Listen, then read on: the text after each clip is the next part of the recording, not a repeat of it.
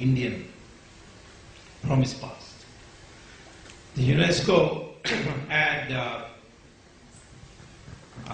listed 46 civilizations in the world. 45 have disappeared. Greece, Egyptian, Roman, all that. Mesopotamia, Babylon. But Hindu religion, Hindu civilization is the only one which is still continuing. This is not my boast, it is the UNESCO's analysis. Now, I am not anti any other religion. I am not saying that, in fact, we have a tremendous tradition of allowing all religions to prosper. The Zoroastrians came running from Persia.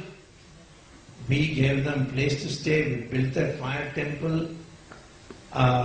There were only 5 conditions imposed by the Dwarka Shankaracharya. He said, you must not speak Persian, you must speak Gujarati, which the Parsis do. You must not eat the cow, which the Parsis do. You must not bear arms, they don't bear arms. And then they said that in the marriage you must recite 4 shlokas of Sanskrit, which they do in their Parsi marriages. So there were certain conditions and the Parsis are following. And there are only 60,000, 70,000, but they are in all top positions. Chief Justice of Supreme Court till recently was Kapadia, the Parsi. Our Air Force Chief was Fali Mirza, Parsi. Attorney General Swarabji, Parsi. Dr. Mrs. My wife is a Parsi, yeah. So, therefore, we looked after them. The Jews persecuted everywhere in the world. Only place they were received, their synagogues were built were there by the Hindus. And when Israel was formed, the first resolution they passed after adopting the constitution is a vote of thanks to India. Thank you, India, you are the only country which didn't persecute the Jews. And we have that record.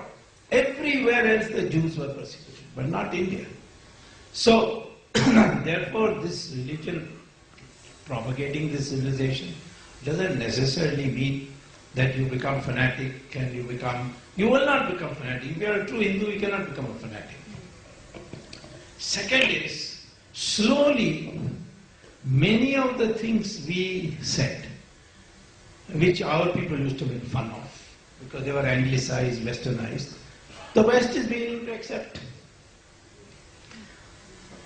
There is a film actress in Hollywood called Julia Roberts. You heard that name? Pretty Woman or something like that. Julia Roberts came to India for a shooting. And then she told the company, I want to go to such and such ashram. So after the shooting was over, they took her. She spent 3 weeks there. She told the Guru there, because the Guru told me himself, that she said, I've got millions of dollars. I won every Oscar I could possibly win. I have a good family, but I'm not happy. What is it in my thing that I am not happy? So the Guru said, I can't teach you like this. You'll have to stay here for 2-3 weeks. So she said 3 weeks. And then after she went back to Hollywood. She called a press conference with her husband present, children present. She said, for the first time I've understood how to be happy. And therefore I am from today with my husband and 2 children becoming Hindu.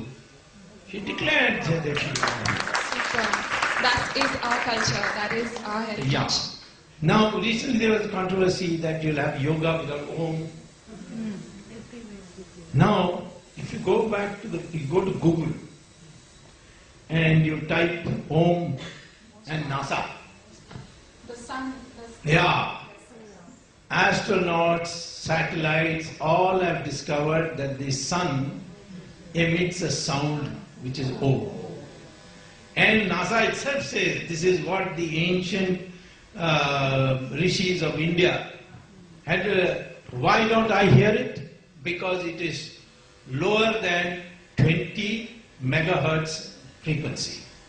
Anything below for 20 cannot be audible. Anything above 20,000?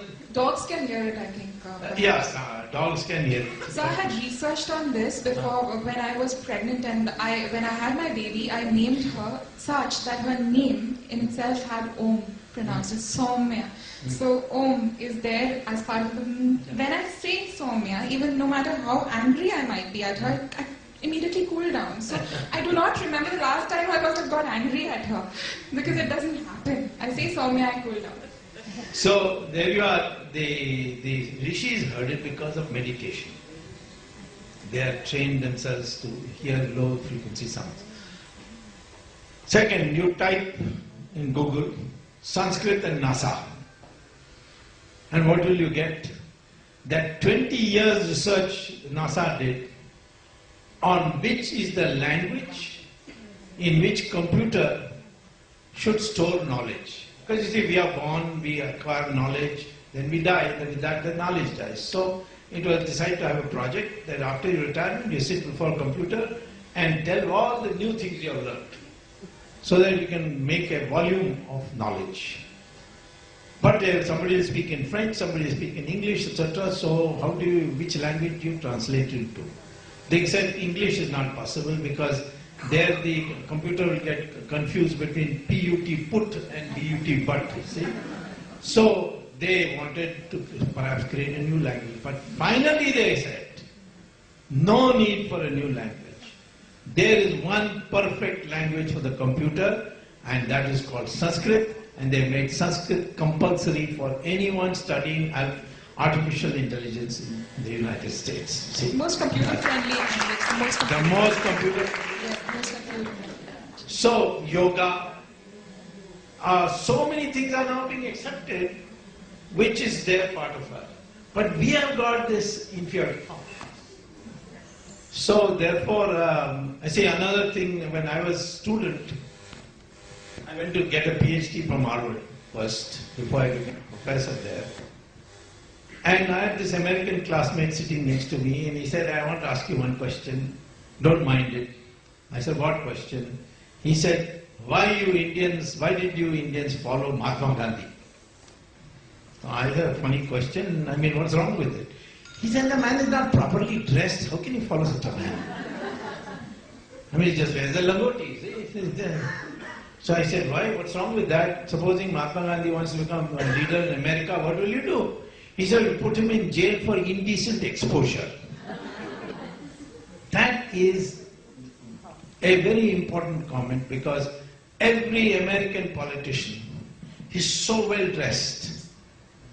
You see, even the Pope is so well dressed, satin gown, diamond necklace, ruby necklace, his topi is full of jewels.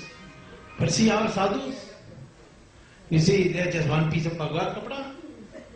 And Mahatma Gandhi, just the langoti, the whole country is going crazy after it.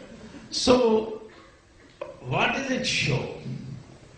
It shows that in our society, we never considered material prosperity as an index of your success. It's not looked down upon.